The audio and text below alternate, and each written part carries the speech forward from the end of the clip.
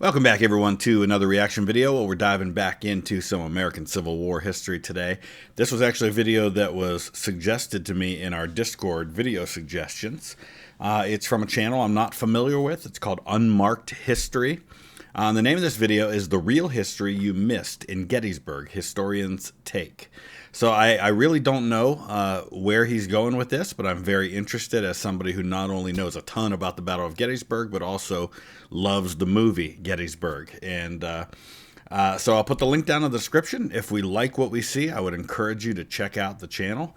I don't know exactly. In fact, I'll take a look right now and see what other kinds of videos he has on his channel. Looks like he also did one of these on The Real History You Missed in Saving Private Ryan. He talks about the most accurate most accurate George Washington movie. Looks like The Forgotten Soldier, who was the first to die on D-Day. So actually some really interesting topics that would be very cool to cover. So if we like what we see, we may see more of this, and I would encourage you to give me your ideas on videos you'd like to see me check out. But let's go ahead and dive into this one. As we dive into the story of the Battle of Gettysburg, I'll reveal 10 details that often go unnoticed but are crucial for understanding what really happened. And later in the video, I'll share the incredible story of the only civilian casualty at Gettysburg. Jenny Wade. The only civilian casualty during the battle. There were actually a couple of other civilians who died as a result of the battle later on through like unexploded ordnance and like a heart attack and things like that. The Civil War is going poorly for Lincoln and the North. They have more men, money, and supplies, but still they seem to lose battle after battle because they're poorly led by incompetent generals. Lincoln is so frustrated with his generals that when a brigadier general and 58 horses are captured by the Confederates, Lincoln appears to regret the capture of the horses more than the generals. He can make more generals. Horses he can't make more of. It is the summer of 1863. Lee's Army of Virginia has recently won another battle at the place called Chancellorsville. It is a costly victory in that his right-hand man, Stonewall Jackson, is killed by friendly fire.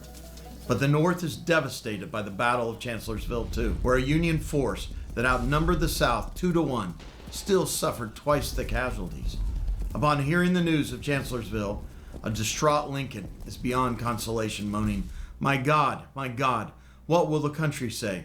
What will the country say?" And then fled the room weeping. Those about him fear Lincoln might mentally collapse or even kill himself. Lee has decided to venture into the North. He hopes a victory in the North will break their spirits, as there is growing talk among Northerners that they should just let the South have their own country and end the war. Yeah, there's a strong movement at this point by what are derisively labeled copperheads. They're mostly people on the Democratic side of the aisle, people who have stayed loyal to the North, who are growing increasingly frustrated with the way the war is going, and you know, people like Clement Vallandigham of Ohio, who is actually going to be expelled from the country because of it. It's not to the place yet where the war effort itself is in danger, but it's certainly heading in that direction. Another motive for Lee to take the war to the North is he hopes to reduce the stress in Vicksburg, a vital city on the Mississippi. Finally, Lee needs supplies, especially shoes. Here's where it gets interesting. Were shoes really a reason for the accidental Battle of Gettysburg? So here's an interesting fact about this that people don't realize, and I would highly encourage you to read the book Meade at Gettysburg. It came out in the last couple of years by Kent Masterson Brown. It's a phenomenal look at a battle that's been written about ad nauseum, but from a unique perspective. It focuses on Meade, who takes command of the Army of the Potomac just a couple of days earlier. Focuses on his command and control. It focuses on what he knew and what he saw and what messages he's receiving and sending. And what a lot of people don't know is that the Army of the Potomac was in desperate need of shoes and supplies. In fact, at Gettysburg, Lee's army is better supplied than Meade's army is because they're having some supply issues. There's limited rail capacity going up to where the army is, and Meade, on the other hand, is foraging for supplies in the countryside, something the Union isn't able to do in their own territory. And so Meade, for example, has put in a requisition in the aftermath of the battle for like 30,000 pairs of shoes. A lot of the Union soldiers had nothing to eat during the entire Battle of Gettysburg because of the supply issues. And this is why when you talk about the aftermath and the criticism of Meade for not pursuing Lee's army, it's really founded on a lack of understanding of the situation. And if you read that book, I challenge you to come away from that book thinking that Meade could have done it any better. After all, Lee desired to avoid a general engagement until he had a chance to pick the location to commence the battle. And to concentrate his army while hitting the Federals piecemeal, because he knew that they were spread out.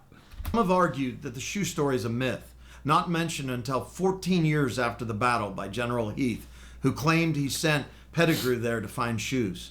The argument goes there were no shoe factories in Gettysburg, and that Jubal Early had brought his cavalry through Gettysburg on an earlier date and demanded a ransom of 1,500 shoes, but he rode away empty-handed. Hence, there was no motivation to go to Gettysburg for shoes. Some historians argued the shoe story was simply a cover for why the brilliant Lee allowed his men to blunder in to an unintended battle at Gettysburg. Also, the Confederate defeat doesn't sound as bad if most of your men are shoeless.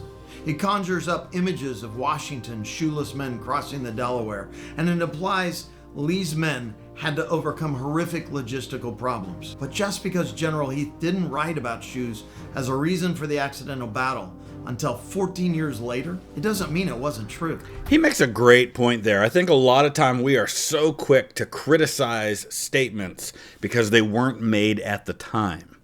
Oh, he didn't say it at the time. He didn't say it till 14 years later. You know what? There's a lot of things that when you tell a story, you don't give all the details. And then later on, when somebody maybe conjures up a particular question or, asks it in a different way or asks about a specific detail, then you share something maybe you didn't share before. It doesn't mean it's less or more true, but he's absolutely right that just because it wasn't mentioned at the time doesn't immediately make it untrue. The reality is, it's not uncommon for soldiers to wait 1 or 2 decades after a war to write their memoirs. It is clear that the Confederates were trying to seize supplies wherever they went. That's true. As a matter of fact, not just shoes. But again, Union had those same issues. Before the Battle of Gettysburg, the South took needed supplies from the nearby town of York, requisitioning flour, sugar, bacon, and yes, even 2,000 pairs of shoes and boots. Well, whatever the case, many historians believe that the two armies simply ran into each other at Gettysburg because the roads all converged on that spot. Yeah, and so Reynolds, who is in command of the Union kind of left wing, there were 2 wings of the army. The 1st Corps, the 11th Corps, and the 3rd Corps were under Reynolds' command because they were so spread out that Meade needed that extra layer of command. So he had Slocum in command of the right wing and Reynolds in command of the left wing. And Reynolds had been given an order to do basically a reconnaissance in force, not to bring about a general engagement, but to march forward with the 1st Corps and see if he could draw Lee out so that they could figure out what Lee's plans were and figure out exactly where he was headed and maybe pull him into a battle. But both sides wanted to concentrate their force before they brought on a general engagement. The movie Gettysburg begins with Confederate General James Longstreet receiving intel that the Union Army is moving north towards Gettysburg. What do you got? I got the position of the Yankee Army, only a few miles down the road. At the same time, Union General John Buford's cavalry arrives in Gettysburg. He recognizes the town's strategic importance and prepares for battle. You know what's going to happen here in the morning? Sir. This right here, I mean, first of all, Sam Elliott, brilliant casting. He's about 10 years older than Buford at this point. Sam Elliott's around 50 when this is filmed, and Buford was in his late 30s. But Elliott was brilliant as Buford, and this monologue in particular is one of the best moments in the movie. Oh, damn rebel army's going to be here. They'll move through this town, occupy these hills on the other side, and our people get here, Lee will have the high ground, and they'll be the devil to pay. Buford quickly assesses the terrain, realizing that the Confederates could use the high ground around Gettysburg to their advantage. He knows that if Lee's forces seize those ridges, the Union will be in a vulnerable position. Buford makes the bold decision to hold the ground, delaying the Confederate advance until reinforcements arrive. As dawn breaks on day 1 of Gettysburg, July 1st, the two armies bump into each other outside of the town. And there had been kind of a little bit of connection the day before, because as he mentioned, there had been Confederate troops that had come through the town of Gettysburg earlier in the week. And then they're coming back and they're starting to concentrate toward Gettysburg, and the advanced scouts for both armies see each other, but the Confederates think it's just some local militia, because there was all kinds of Pennsylvania militia that was called up for like 60, 90 days to deal with the immediate threat. His cavalry commander, Jeb Stuart, is in New Jersey and not available to inform. He's not in New Jersey. I think that might have been a mistake on his part, because he seems like he knows what he's talking about, and you know, we all make mistakes when we're doing things. He was definitely not in New Jersey. That the Union Army is nearby. Led by General Buford and General Reynolds, the Union Army at first looks to be winning. However, the Confederate reinforcements under General Richard Ewell arrive and outflank the Union Army. The Confederates chase the Union forces through the town of Gettysburg, and house-to-house fighting ensues. Yeah. During the intense engagement, General Reynolds, one of the North's best generals, is shot through the neck by a Confederate sharpshooter. Yeah, there's some debate about the whole oh boy. I had a little issue with my green screen not being high enough there, so I fixed it now, but I'll go back and edit some of that later, so it's not too big of an issue. There's some debate about the nature of who shot Reynolds. I think it's mixed. I've heard a lot of people say that it's a Confederate sharpshooter in a tree. It's just as likely to just have been a stray shot from a Confederate rifle or a musket, or just part of a volley. There's no real evidence to suggest that it was definitely a sharpshooter. He's right up near the front lines. He's urging on one of the Wisconsin regiments in the Iron Brigade. This is right at the beginning of the battle. I mean, this is like in the first 10, 15 minutes of the First Corps going into action in that area there. And he's shot. And so he's killed. Abner Doubleday is already technically in command of the First Corps, because Reynolds commands the whole wing. And Doubleday and the First Corps are going to hold like to the point where they're shattered as an effective fighting force. They lose like 50, 60% of their men fighting all day long. It's ridiculous what they put up with. The 11th Corps goes in on their right and is facing off against Ewell north of town. Francis Barlow screws up and advances his division too far, kind of a mini version of what Dan Sickles will do on day 2, and it really screws up their ability to hold the line there. And then once the 11th Corps collapses, the 1st Corps collapses. But Howard, to his credit, commanding the 11th Corps, had placed men on Cemetery Hill, knowing that was their fallback position. That was a brilliant move on his part.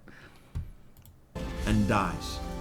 The fighting is so fierce that many staff officers have between 1 and 3 horses shot out from under them. Eventually, the Union Army is pushed back through town and takes up a position on the high grounds of Cemetery Ridge. The forces of the North eventually form a fishhook with Culp's Hill and Cemetery Ridge to the north, and Little Round Top and Big Round Top to the south. Ironically, many weary Union soldiers will sleep among the tombs found on Cemetery Ridge, a place on Cemetery Hill. There's Cemetery Hill, which is where the Evergreen Cemetery is, and then Cemetery Ridge is south of that. It's not nearly as high. Cemetery Hill and Culp's Hill next to it are really high, prominent points south of town.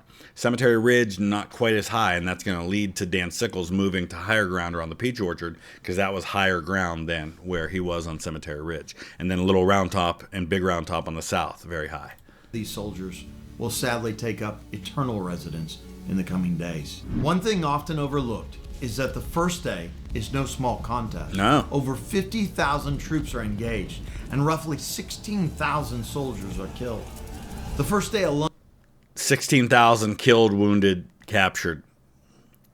There weren't 16,000 men killed in the entire battle, let alone on day 1. I think he's just making a common mistake there, conflating killed with casualties. Casualties is anyone who is lost from being able to be used as a fighting force. So your killed, wounded, missing are all casualties. Alone will rank in the top 20 bloodiest days of the Civil War, heightening the importance of this day. It would rank in the top 20 bloodiest battles of the Civil War.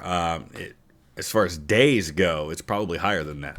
is Ewell's failure to take the high ground. Lee's gentlemanly request that Ewell press these people, a request the recently slain Stonewall Jackson would have known meant attack, went unanswered by Ewell, who felt his men were too spent from the day's fighting. And I'm not entirely sure that Ewell was wrong about that. I think we make a lot of Ewell should have taken the high ground south of town, and he had been ordered to take the hill if practicable. And everybody says, well, Stonewall Jackson would have known what that meant. He would have taken it. But I don't think that was as easy a nut to crack as people think it was. With the more vigorous Jackson, who famously raised his arms before battle, mimicking the biblical Joshua of old, have taken the high ground and carried the day, and quite possibly won the war? We will never know. He wouldn't have won the war. Speculate what ran through Lee's mind as he saw the Union Army take the high ground with all its military advantages. What we do know is that General Buford's decisive action to fight and hold the high ground clearly saved the day for the Union forces. Yeah. We know what you did this morning. That was one hell of a piece of soldiering. Thank you, sir. So that was Hancock talking to Buford there. And Hancock is sent by Meade during the first day's fighting to take command in Gettysburg, because Meade's not there at all on the first day of the battle. He's still down with the bulk of the army, kind of coordinating the movement toward Gettysburg. And he sends Hancock, who Hancock's actually outranked by both Reynolds and Howard. And Reynolds gets killed. Howard's in overall command on the field. He outranks Hancock, but Meade had been given discretion when he was given command of the army to make whatever changes he felt necessary for the good of the army. And so he believes in Hancock, and he wants a guy who knows can fight. And so he sends Hancock to take command. It's briefly uneasy, but Howard acquiesces to it. He understands. For some men, the day was not over. One such man was Union soldier James Winchell, badly wounded in the arm. Unlike the South, the North typically provided soldiers with chloroform before amputating an arm or a leg. Great point he makes there. We have this misconception that that the Civil War was this just mass of men having their arms and legs cut off while they had nothing but a bullet or a piece of wood to bite down on. Over 90% of amputations, at least in the Union Army, over 90% of amputations were done under anesthetic. It was only when it was really bad or in rare situations where they didn't have that. But for Winchell, none was to be found. Winchell told the doc to go ahead, even waving off the need to hold his legs down. The doctor was so impressed with the young man's courage, he told his assistant, "He's pretty spunky. Let's make a good job of it." And they did, with the brave Winchell heroically enduring the amputation without any painkiller. Oh, yes. Day 2, July 2nd, begins. Confederate General James Longstreet encourages Lee not to attack the Union positions because they hold too strong a position. This is almost perfect. Now we got them where we want them. Let's move south and east down the road, get between them and Lincoln, find some good high ground. He was right. Then they'll have to hit us. They'll have to. He was 100% right about that. We have them, General. Lee responds, But if Meade is there tomorrow, I cannot move this army away. No, sir, I will attack him. well, Lee actually says, "I'm going to whip them or they're going to whip me." See, Lee, there's a couple of things Lee's thinking here. Number one, Lee is dealing with some health issues at this point. He may have had a heart attack. He's definitely dealing with something. He's under the weather. But he's trying to end the war. He needs to end the war. The longer this goes, the worse the situation is going to get for the South. And there's a scene that they show in Gettysburg. No evidence that actually took place. But he's basically telling Longstreet, I need this war to end. I want this to be the final battle. He says, when you commit everything you've got. Don't hold back. You know, we're going to lose a lot of guys, but we need to end this. And I think that's maybe what Lee's mindset was. End this war, get through it. I don't think it was ever going to happen that way.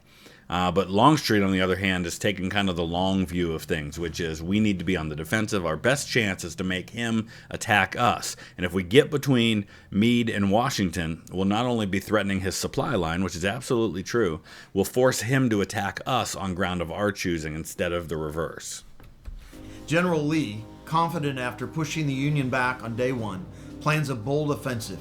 Lee orders a pincer attack or an attack on both ends of the Union fishhook at 7 o'clock in the morning.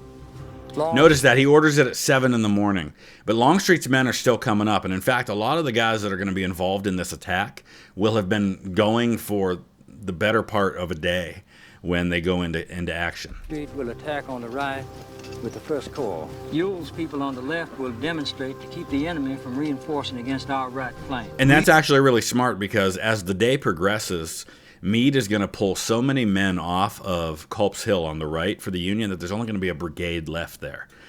So if the attacks had been coordinated better, if there had been more of an attempt on Culp's Hill, they might have been successful. He orders them to advance at their leisure.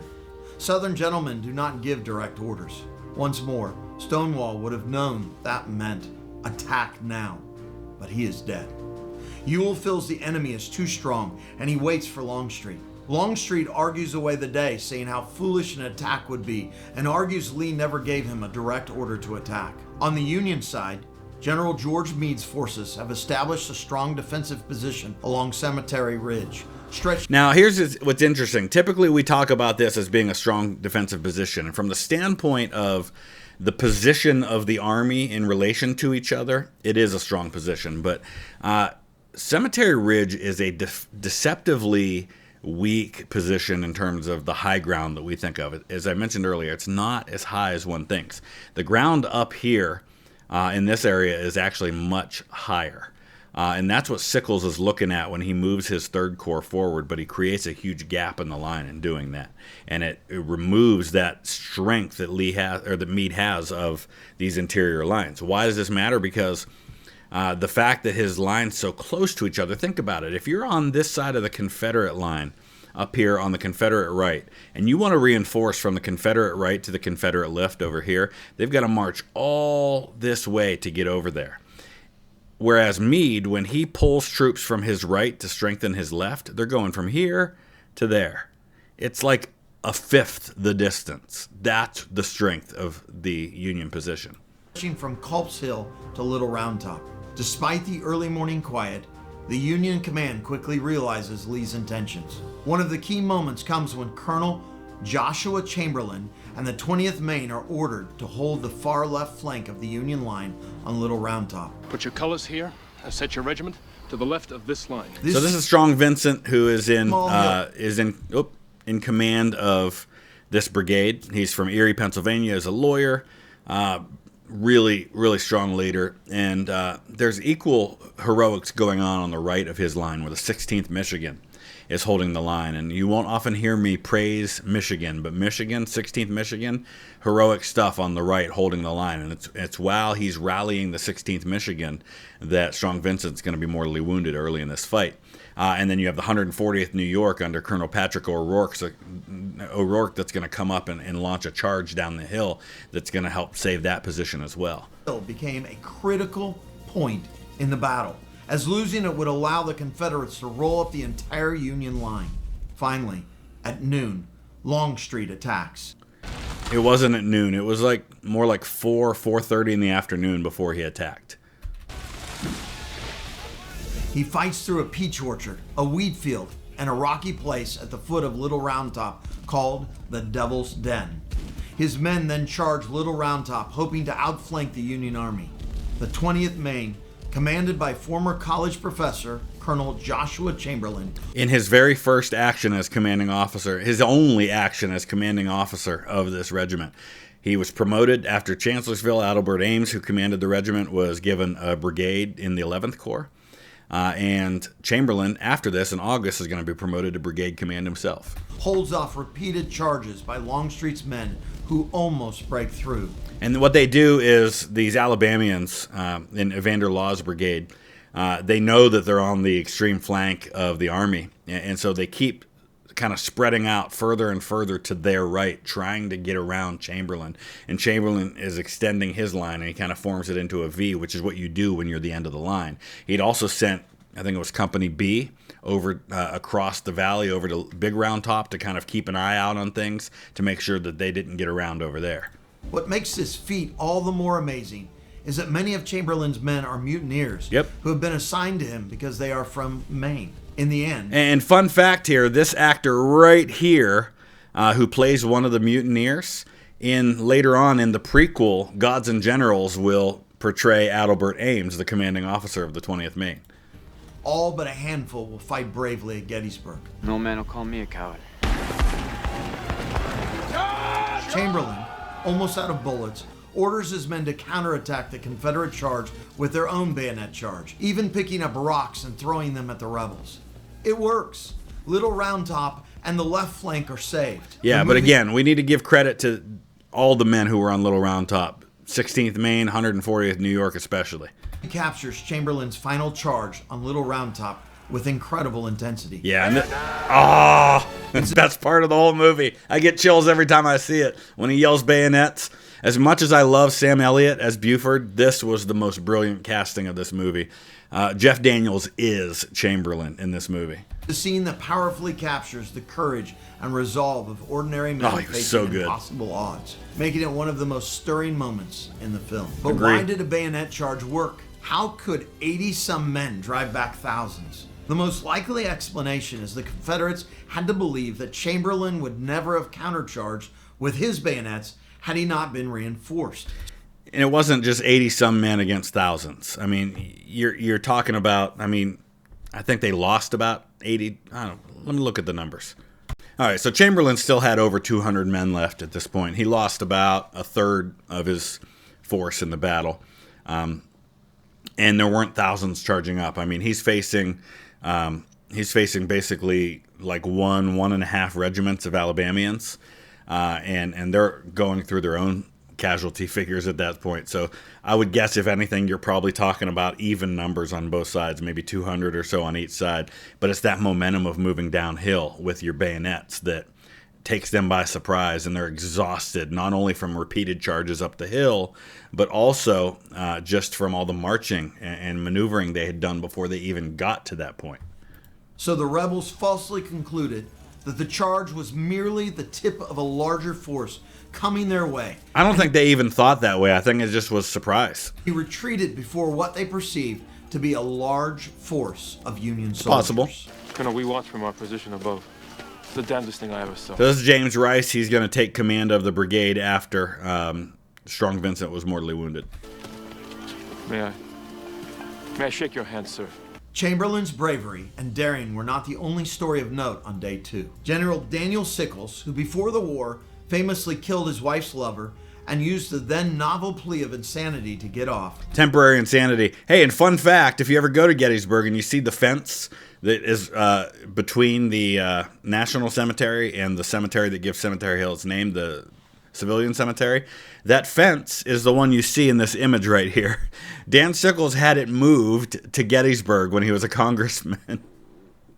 The fence that was the witness fence to his murder. Made the day unnecessarily exciting by exceeding General Meade's orders to protect the left flank and Little Round Top. Instead of remaining in place, he overextended his forces and moved them into the Peach Orchard, allowing his Third Corps to be overrun. It's a little bit offensive to me that Dan Sickles got the Medal of Honor for being brave and smoking on a cigar after having his leg blown off, because he's the one that put them in that mess in the first place, and a lot of Union men died, especially in places like the wheat field and the peach orchard, because of Dan Sickles being insubordinate. In the process, Sickles lost his leg, a leg he proudly donated to the Army Medical Museum in Washington, D.C.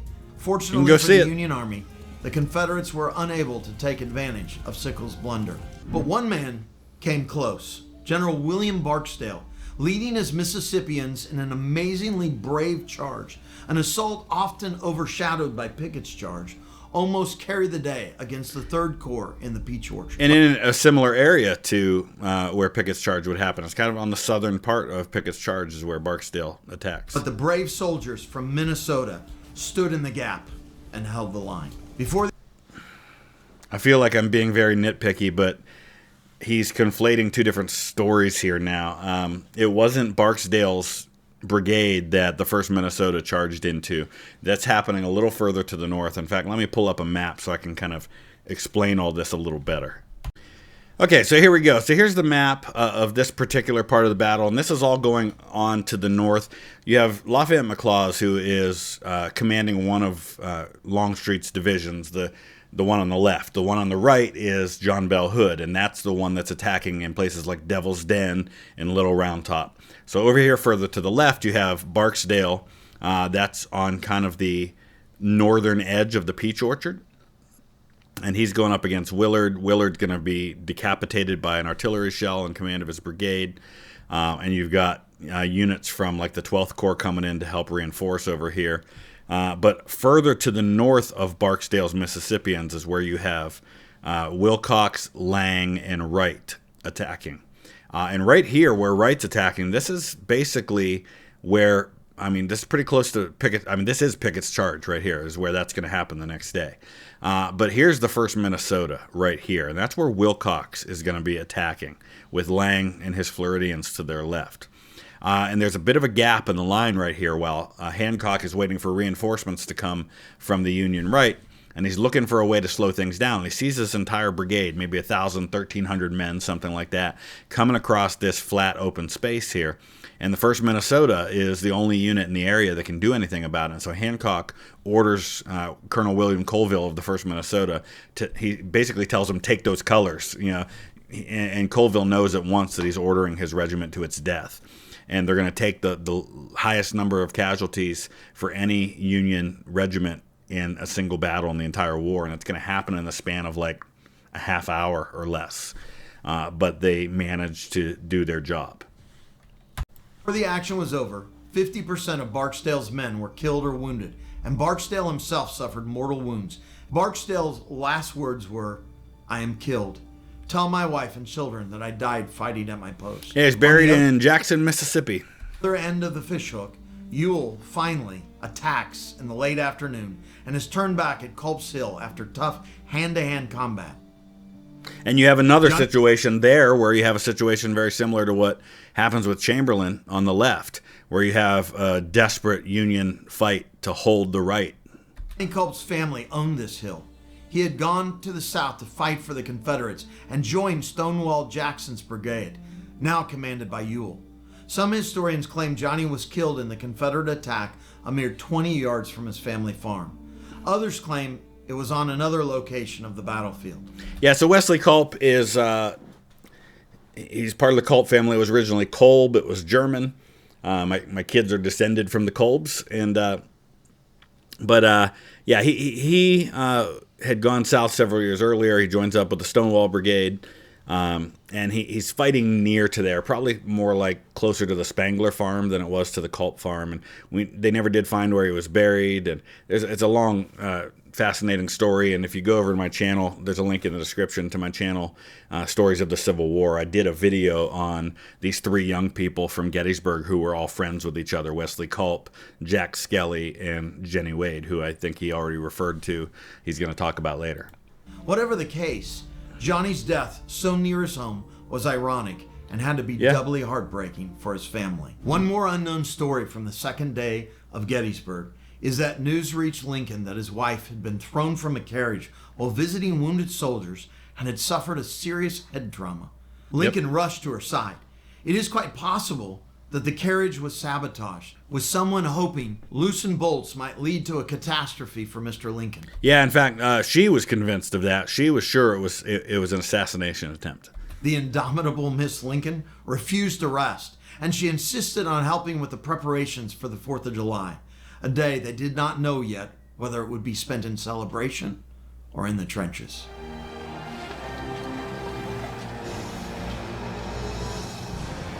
The sun rises on the 3rd day of the Battle of Gettysburg, July 3rd. Lee decides that since the attack on the flanks have failed, he will order Longstreet's attack on the Union center. Longstreet begs Lee to retreat and fight another day. Sir, any attack we make will be uphill over open ground. Lee says no. The enemy is there, and I am going to strike him. No, sir. Retreat is no longer an option. Longstreet will remain angry at Lee for the duration of the war and beyond. He was formerly one of Lee's best friends. On a personal note, Longstreet had lost 3 children to fever several months earlier. His anguish during this period had to be near unbearable. And Robert E. Lee also lost a daughter during the war. It was actually a fairly common thing. William Tecumseh Sherman lost a son during the war. It's just the nature of that time period. These guys were young. A lot of them were in their 30s and 40s and had small children at a time when children tended to die quite often of childhood diseases. Regardless of his opinion, Longstreet is a soldier under authority and orders some 13,000 to 17,000 men to advance up Cemetery Ridge and what will become known as Pickett's Charge. An unknown piece of Gettysburg history is that General George Pickett, whom Pickett's Charge is named after, was commissioned as an officer by Abraham Lincoln before the war. No, he wasn't. That has been stated, and it's not that he was commissioned as an officer. Usually people say that it was Lincoln who as a congressman, gave the appointment to Pickett to West Point. It's not true. Lincoln's law partner, who was also a member of Congress, was the one who actually made the appointment for Pickett. Lincoln had nothing to do with it. In fact, probably wasn't even aware of it. And it wasn't a commissioning, it was his appointment to West Point. They're actually good friends, and Pickett will not allow anyone to speak ill of Lincoln. I don't know if they're good friends. Presence. We will use all the artillery. And they will center on that point right there. To soften the Union lines, the Confederates ordered a 2-hour bombardment. This Confederate artillery fire was the largest concentrated artillery attack in history up to that point. At least in the Western Hemisphere. I don't know if it is overall. Wilkinson, sitting next to his dead son, described the horror of the bombardment by the Confederates on the Union position before Pickett's charge. In a moment, the air was full of the most complete artillery to an infantry battle that was ever exhibited. Through the midst of the storm of screaming and exploding shells, an ambulance driven by its frenzied conductor at full speed presented to all of us the marvelous spectacle of a horse going rapidly on 3 legs, a hinder one having been shot off at the hock. Yeah, so I didn't catch. I'm assuming that was Wilkinson, who was a newspaper correspondent. His son Bayard Wilkinson was an artillery officer commanding a battery. Was mortally wounded on the first day. Supposedly, he was hit in the leg by an artillery shell and tied a tourniquet around his own leg and used a pocket knife to finish severing his own leg. Whether that's true or not, that last part, I don't know. Longstreet. Should I commence the attack? Stephen Lang, Tom Berenger.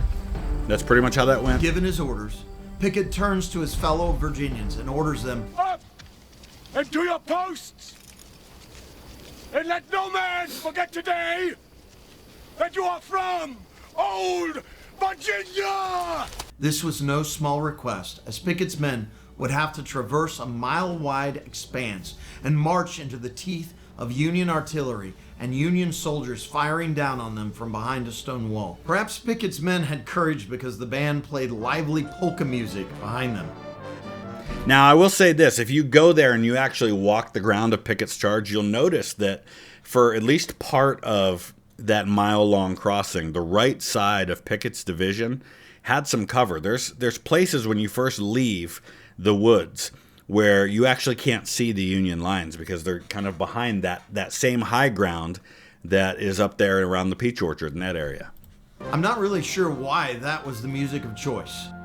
The North and the South exchanged artillery fire. The artillery Pickett's men faced was devastating. As the Confederates advanced, they faced solid shot which might cut a man in 2, then bounce high and take off the next man's head, or bounce low and take off the next man's legs, leaving a wake of dismembered men. Yeah, solid shots, a good idea when they're off at a distance still, but they're packed in tight and you want to take out as many as you can. Then when they get closer, you use canister fire, but you're also using like spherical case shot, which, you know, they show it in movies hitting the ground and exploding because I think it's just the easiest way for special effects people to do it.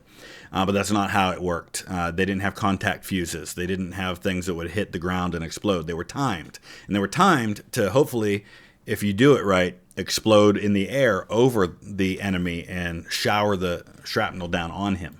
Pickett's men also would have faced hollow, lit shells, which upon exploding dispersed deadly shrapnel, sometimes killing up to 10 men and even terrifyingly vaporizing some advancing soldiers. Finally, canisters containing lead balls and metal were fired, copying the pattern of a large shotgun, only with amplified and more deadly effect were used. And then you can do double canister, which is just like doubling it up. The movie accurately captures that it was common for men gripped with fear to load cartridges on top of cartridges. Some of them, they load and load. They never fire. They just keep right on loading. Some of them come home with 7, 8 bullets rammed up in the barrel. Yeah, they found on the Gettysburg battlefield, there's actually an exact accounting of this, about how many weapons were found and how many rounds were in each of those weapons when they were unloaded. And it's pretty remarkable. Some of them had 9, 10 shots in them. Never fired a shot. When the battle was over, one gun was found with 23 unfired cartridges in it. One historian even... I don't know if that could be even true, because I don't think you could fit 23. Maybe. Claimed that over 6,000 rifles were found to have anywhere from 3 to 10 loaded rounds still in them at the end of the battle. Pickett's men almost broke through the Union lines. The Union forces, reinforced at the critical moment, closed the breach. Pickett's decimated charge disintegrates, and they were forced to fall back. General Armistead, with hat on sword, bravely commanded his men as a key leader of Pickett's charge. So when Pickett's division advanced, you have 2 brigades in front, Kemper and Garnett, and then behind them you have Armistead. And so Armistead's men make it the furthest, and they actually breach the stone wall because they were protected from a lot of those casualties. His efforts are considered by many to be the high water mark of the Confederacy. The movie does accurately portray Armistead's sorrow in leading a charge against his good friend, General Hancock, epitomize the horror of the Civil War that prompted brother to kill brother and friend to kill friend. Upon his death, Armistead left his watch and other possessions to Hancock. Thousands of Confederate soldiers are dead, wounded, or captured. Lee, seeing the devastation, rides out to meet the survivors and takes full responsibility for the defeat, riding up to them saying, "It is all my fault. Hear me. This did happen." Hear me, I pray you. In A.L. Long's memoirs of Robert E. Lee, a Union veteran of the bloody last day at Gettysburg, provides a startling account of Lee's response. "I had been a most bitter anti-South man and fought and cursed the Confederates desperately. The last day of the fight, I was badly wounded, and as General Lee ordered his retreat, he and his officers rode near me. I raised up my hands, looked Lee in the face, and shouted as loud as I could, 'Hurrah for the Union!' The general heard me, looked, stopped his horse, dismounted, and came forward to me. I confess that at first I thought he meant to kill me, but as he came up, he looked down at me with such a sad expression upon his face that all fear left me. He extended his hand to me and grasping mine firmly and looking right into my eyes, he said, 'My son, I hope you will soon be well.'" That seems completely consistent with Lee's character. I've never heard that story before. Interesting. "If I live to be 1,000 years, I shall never forget the expression on General Lee's face. There he was, defeated, retiring from a field that cost him and his cause almost their last. Yet he stopped to say words like those to a wounded soldier of the opposition who had taunted him as he passed by." Yeah. Lee's army, battered and exhausted, begins its retreat back to Virginia. Gettysburg was the largest battle ever fought in North America, with over 50,000 casualties. It was the bloodiest in terms of casualties, and it depends entirely on what you mean by largest battle. If we're talking about the men who actually fought, maybe. But in terms of men in the armies on the field, Fredericksburg's the largest. It was the turning point of the Civil War, because the South would never again threaten the North in such a powerful way. But it would go on for 2 more bloody years. Combined with the defeat at Vicksburg, the North could truly celebrate the 4th of July with the knowledge that the Confederacy was deeply weakened. Nevertheless, Lincoln mourned Meade's failure to follow up their great victory at Gettysburg by engaging and defeating the retreating General Lee. Read Meade at Gettysburg. You'll understand the situation a lot better. Meade did the right thing in this situation. One of my biggest criticisms of Abraham Lincoln, as much as I love the man for his leadership in the war, is that he all too often judged his generals based on information he didn't have. His anger toward Meade was based on a lack of understanding of the situation on the ground as it existed. And a lot of the later criticism that'll come against Meade is going to come from two people in particular. It's going to come from Dan Sickles, who was insubordinate at Gettysburg and had every reason in the world to discredit Meade after that, because discrediting Meade was the only way to try and get credit for what he had done. And the other man was Dan Butterfield, who was Meade's chief of staff and who was very soon after that replaced by Meade because Meade didn't like or trust Dan Butterfield. And he had inherited Butterfield as chief of staff from General Hooker because he had only been in command of the Army for a couple of days at that point. Adding to Lincoln's sorrows, just days after the Battle of Gettysburg, there were draft riots in New York that had to be put down by armed force. Men who had recently fought in Gettysburg had to be moved down to New York to quell the riot, which led to the deaths of over 500 people. And yet, Lincoln still appreciated the magnitude of this triumph and was convinced that the Union victory at Gettysburg was the result of prayer and God's divine intervention. He shared his conclusion with the recovering and now one-legged General Daniel Sickles. I went into my room one day and locked the door, and I got down on my knees before Almighty God, and I prayed to him mightily for victory at Gettysburg. And I then and there made a solemn vow to Almighty God that if he would stand by our boys at Gettysburg, I would stand by him. And he did, and I will.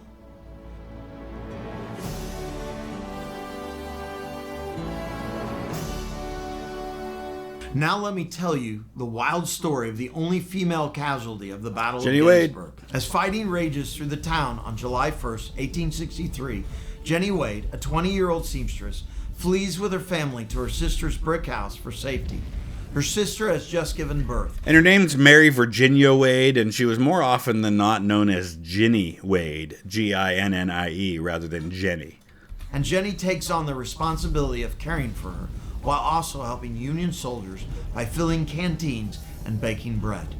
On July 2nd, as the battle intensifies, a shell crashes through the roof of the house, narrowly missing Jenny's family. Undeterred, she and her mother continue their efforts, preparing dough for the next day to bake more bread for Union soldiers. The morning of July 3rd brings more gunfire, and Confederate sharpshooters target homes in the area. Despite the danger, Jenny returns to the kitchen to knead the dough, believing the thick brick walls will protect her. Tragically, a stray bullet pierces two doors, striking Jenny in the back and killing her instantly. Her death becomes a poignant symbol of the civilian cost of war. Just 9 days later, Jenny's fiance, Corporal Jack Skelly, fighting in Virginia, also loses his life. So Skelly, he may or may not have been her fiance. They certainly were very close. He was a part of, I think it was the 87th Pennsylvania Company F, which was all guys from Gettysburg. And he knew, what's his name, Wesley Culp as well. But Skelly had actually already been mortally wounded. He was actually shot several weeks before Gettysburg and had encountered Wesley Culp on the battlefield because they were facing each other at that battle in the Shenandoah Valley. So his wounding had already happened. He just hadn't died yet. Sealing their love story in eternal tragedy. But wait, our half-baked love story doesn't end here on this sad note. For on the afternoon of July 4th, the day after the Battle of Gettysburg, Jenny's mother, ever practical, bakes 15 loaves of bread from the dough Jenny was kneading the day she was shot. And thus, the South may never rise again, but Jenny's bread sure did. Okay. So the question is, where am I going to place the movie Gettysburg on our leadership board? I'm going to place it in second place, behind Patton. And the reason for that is Patton, the cinematography, the acting, the music, they're just such a powerful combination. Yeah, Gettysburg, the acting is so-so. But what I like about Gettysburg is it just gives you a tremendous overview of that battle, unlike any other movie, I think. Okay, so we'll wrap it up right there. Overall, I enjoyed it. Some factual errors here and there that we had to deal with. Hopefully he can get some of that cleaned up moving forward. But otherwise, I really enjoyed it. Let me know your thoughts. Use the comment section below. We'll see you again soon. Thanks for watching.